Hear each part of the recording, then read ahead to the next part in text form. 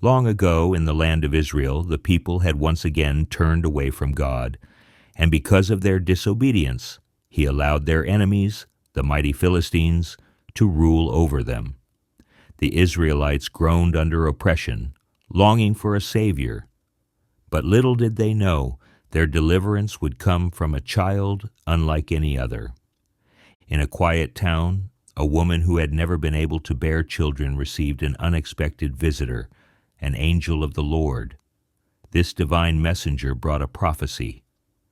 "You will conceive and give birth to a son. He is to be a Nazirite, set apart for God from birth. No razor shall touch his head, for he will begin to deliver Israel from the Philistines." Her husband Manoah could hardly believe it. A son, a deliverer? He pleaded with God to send the angel once more, and when the messenger returned, Manoah asked, "What will be the boy's way of life?" The angel's answer was simple. "The boy belongs to God. Keep him pure, keep him set apart." And so, the prophecy was fulfilled. A son was born, and they named him Samson, which meant like the sun. As he grew, the Spirit of the Lord stirred within him, and soon it became clear. This was no ordinary man. Samson was unlike any Israelite before him. His strength was unmatched, his power terrifying, his might unstoppable. The secret? His long, uncut hair, a symbol of his covenant with God. One day, as he traveled, a roaring lion leapt at him from the bushes.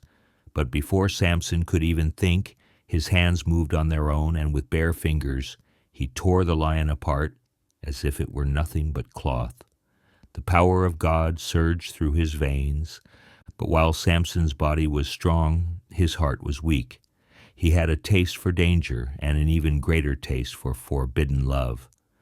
One day he saw a Philistine woman and immediately decided, "I must have her." His parents pleaded, "Why must you marry a woman from our enemies?" But Samson would not listen. His desires controlled him, not wisdom. At his wedding feast he made a wager with 30 Philistines, posing them a riddle.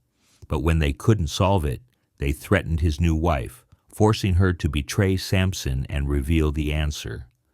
Enraged, Samson left the feast, struck down 30 Philistine men, and stormed off in fury. When he returned, he discovered something worse than betrayal. His wife had been given to another man. His rage boiled over into vengeance. He caught 300 foxes, tied torches to their tails, and set the Philistine fields ablaze, burning their crops to the ground. The Philistines retaliated, attacking the Israelites. Furious at Samson, his own people tied him up and delivered him to the enemy. But the moment the Philistines approached, the ropes binding him snapped like threads, and he reached for the nearest weapon, a jawbone of a donkey. With it, he slaughtered 1,000 men in a single battle. Who could defeat this warrior? No army, no chains. But there was one thing that could, his own desires. Then came the woman who would bring him to his knees. Her name was Delilah, a Philistine woman with a charm that could melt even the mightiest warrior.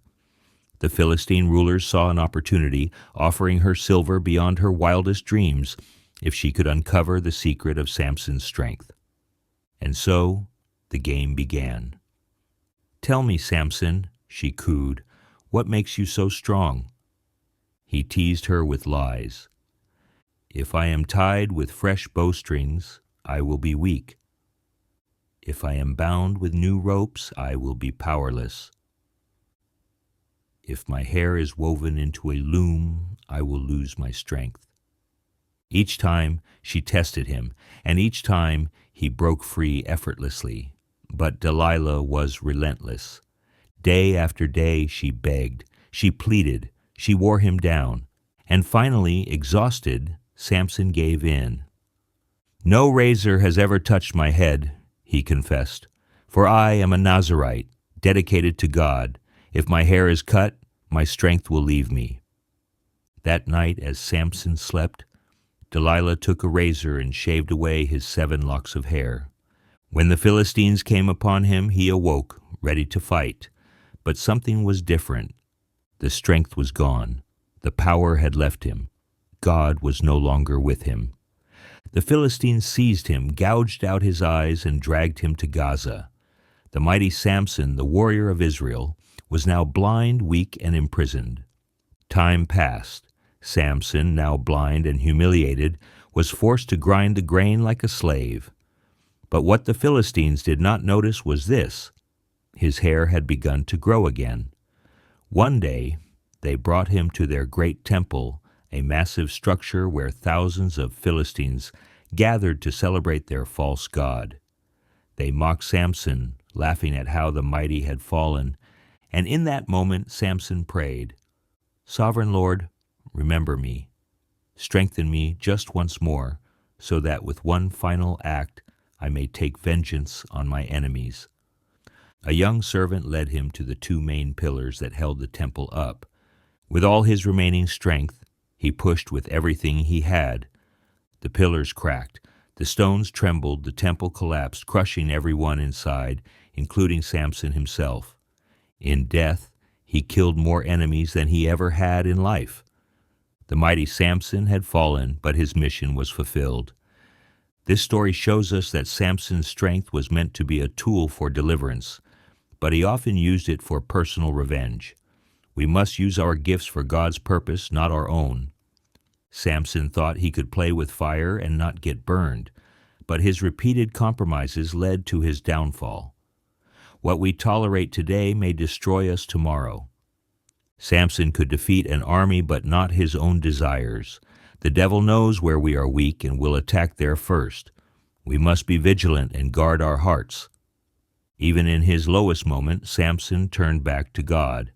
Though he had failed, God still used him in the end. No matter how far we have fallen, if we turn back to God, He will restore us. Samson's life is a story of power, betrayal, failure, and redemption. He was a man of incredible strength, yet his greatest battle was not against the Philistines, but against himself. His story teaches us that true strength is not just in might, but in obedience to God.